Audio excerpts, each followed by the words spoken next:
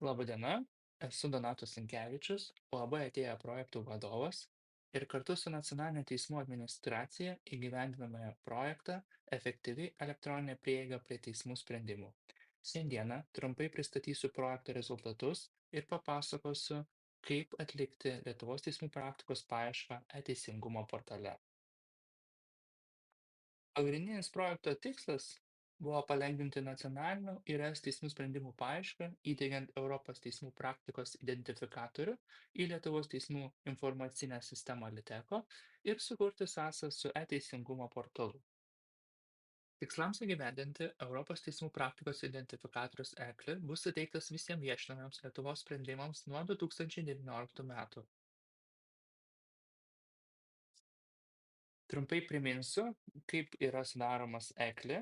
Tai 5 elementų kodas, kuris priskiriamas nacionaliniams ir ES teismų sprendimams.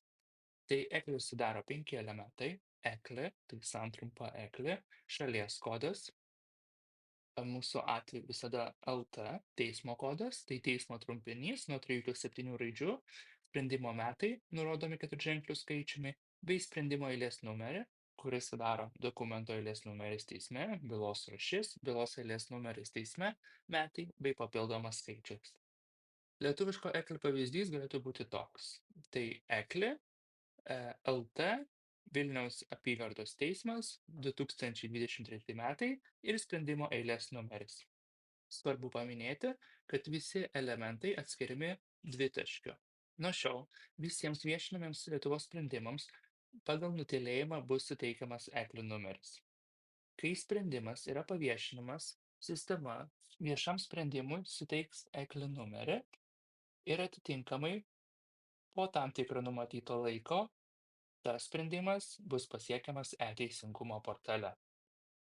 Norėdami atlikti paiešką ECLI paieškos sistemoje, turime prisijungti prie e-teisingumo portalo. E-teisingumo portalas pasiekiamas šią nuorodą e-justice.europe.eu. Prisijungę prie šio portalo pasirinkime lietuvių kalbą. Tada meniu skiltyje pasirinkime teisės aktai ir teismo praktika bei Europos teismų praktikos identifikatoriaus paieškos sistema. Šioje paieškos sistemoje galima atlikti paprastąją paiešką arba išplėstinę paiešką paspaudus daugiau kriterijų. Apie išplėstinę paiešką pakalbėsime šiek tiek vėliau, tai trumpai apie paprastąją paiešką. Taigi, paprastoje paieškoje galima atlikti paiešką pagal įvairius kriterijus. Galima naudoti teismo sprendimo ECLI kodą, raktažodžius bei teismo pavadinimą ar datas. Taigi, pabandykime paiešką pagal raktažodį. Mano raktažodis dėl skolos. Ir atitinkamai spauskime ieškoti. Kaip matoma, pagal paieškos rezultatus sistema rado daugiau negu 1000 sprendimų ir paieškos santraukoje galite matyti tuos sprendimus pagal šalis. Tad pagal mano paieškos kriterijus 231 sprendimas yra Lietuvos.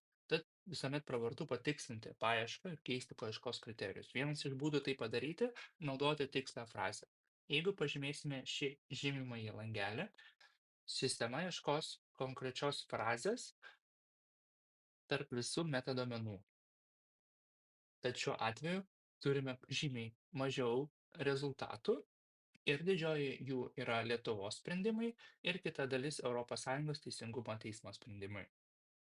Taip pat galima naudoti ir kelis įvedimo laukus ir loginius operatorius. Šioje paieškoje turime 3 loginius operatorius ir arba ne. Operatorius ir naudojamas, kai norime, kad paieškos rezultatai apimtų abu įvestus raktažodžius, arba naudojamas, kai norime, kad paieškos rezultatai apimtų bent vieną iš įvestų raktažodžių, bei ne naudojamas, kai norime atmesti tam tikrą raktažodį iš paieškos rezultatų. Tai šiuo atveju aš pasirinksiu loginį operatorių ir įvesiu teismo kodą.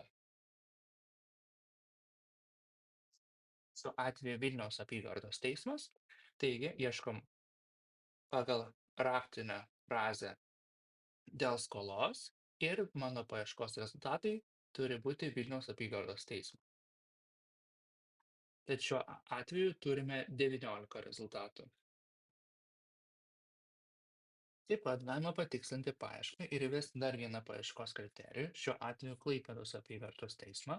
Tad ieškome tikslios frazės dėl skolos ir kad tai būtų Vilniaus apygardos teismo arba Klaipėdos apygardos teismo sprendimas. Ir atliekame paiešką ir matome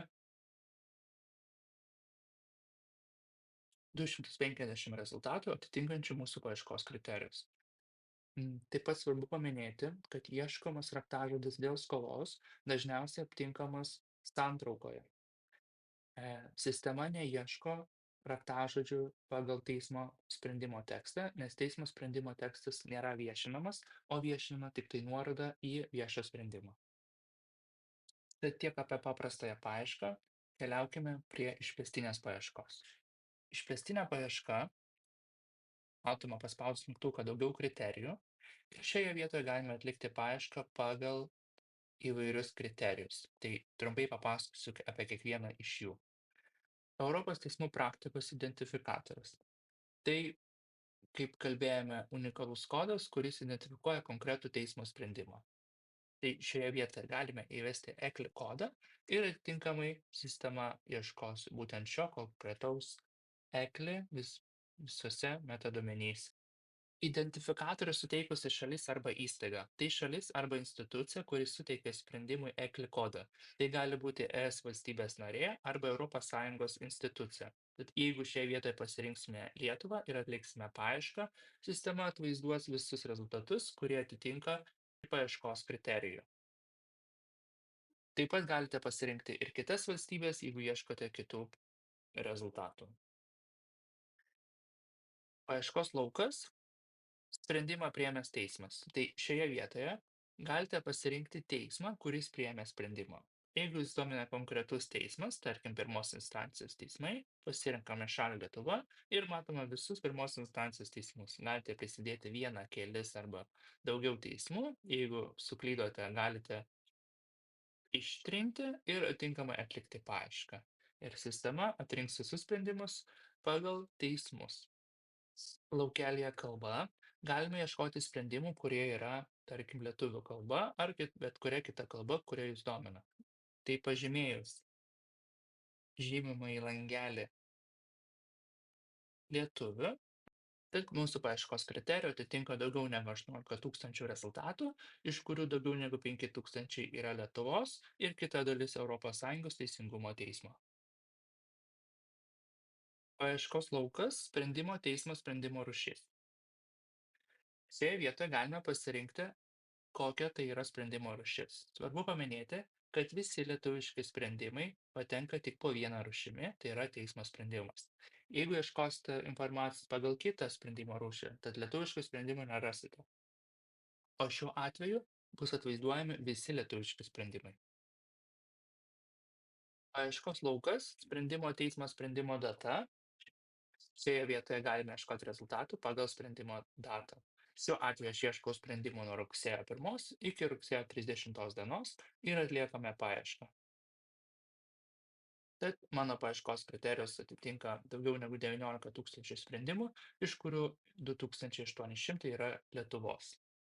Taip pat galime atlikti paiešką ir pagal lauko paskelbimo datą, tai šioje vietoje pasirenkame vėlgi rėžį nuo iki ir atliekame paiešką. Tad šiuo atveju pagal mūsų paskelbimo datą atitinka 760 rezultatų, bet nei vienas iš jų nėra lietuviškas. Sprendimo teismo sprendimo tekstas. Šiame laukelyje galime pateikti raktažodžius arba santraukos, aprašymo, pavadinimo arba paties sprendimo teksto dalį. Sistema ieškos sprendimų, kuriuose naudojamos šios konkrečios frazės. Svarbu paminėti, kad viešinami Lietuvos sprendimai turi tik santraukas. Kita informacija nėra viešinama e-teisingumo portale. Sprendimo teksto yra viešinamas tik nuorodas. Tad jeigu ieškome konkretaus raktažodžio, tai jis bus randamas santraukoje.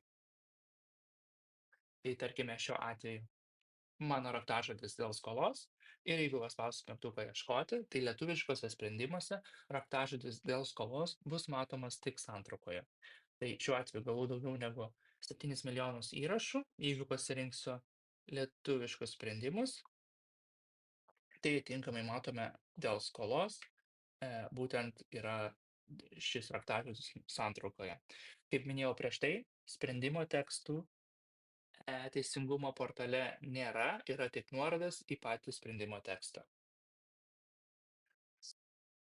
Paieškos laukas - teisės sritis. Šis laukas leidžia pasirinkti teisės sritį, kuriai priklauso sprendimas. Šiuo atveju turime didelį klasifikatorių, tačiau svarbu paminėti, kad viešinami Lietuvos sprendimai priklauso vienai iš šių teisės sričių. Tai yra, gali būti baudžiamoji, civilinė arba administracinė teisės sritis. Jei ieškosite lietuviškų sprendimų pagal bet kurią kitą teisės sritį, atitinkamai jų nerasite. Paieškos laukas - paskelbęs subjektas. Nurodo instituciją arba organizaciją, kuri paskelbė sprendimą. Tai gali būti ES institucija arba nacionaliniai teismai. Tai šiuo atveju reikia vesti teismo pavadinimą ir atitinkamai sistema jums pasiūlys vieną iš jūsų vedamų variantų. Vilniaus apygardos teismas, tai ir sistema atrinks visus sprendimus, kuriuos paskelbė Vilniaus apygardos teismas. Paieškos laukas - prieigos rūšis. Nurodo prieigos rūšį prie sprendimo. ECLI dokumentai skirstomi į viešus ir privačius. Atitinkamai visi vieši Lietuvos sprendimai yra vieši, tad jeigu ieškosite sprendimo pagal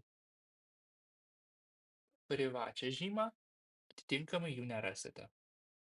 Ir paieškos laukas sukūręs subjektas, tai būtent teisinė institucija arba organizacija, kuri sukūrė ir pateikė sprendimų. Šis laukas leidžia ieškoti sprendimų, kuriuos pareigia tam tikri subjektai. Taigi, galime vesti teismo pavadinimą ir atitinkamai pagal mūsų fragmentą sistema pasiūlys vieną iš galimų rezultatų ir ieškome sprendimų, kuriuos sukūrė Vilniaus apygardos teismas.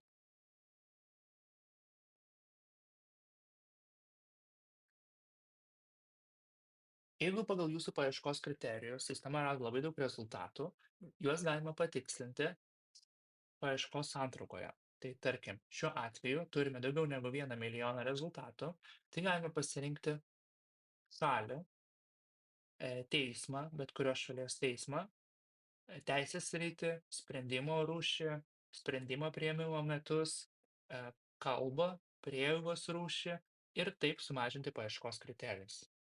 Kaip pavyzdys, pasirinkime Lietuvą ir matysime daugiau negu 2000 sprendimų. Ir šiuo atveju dar galime susiaurinti paiešką, pasirinkę konkretų teismą. Prie kiekvieno teismo yra parašyta, kiek yra mūsų paieškos kriterijų tinkančių rezultatų. Paieškos rezultatų peržiūros lange galite paspausti ant konkretaus ECLI numerio ir bus atidaryta detali sprendimo apžvalga, kurioje pateikiama visa svarbiausia informacija apie teismo sprendimą.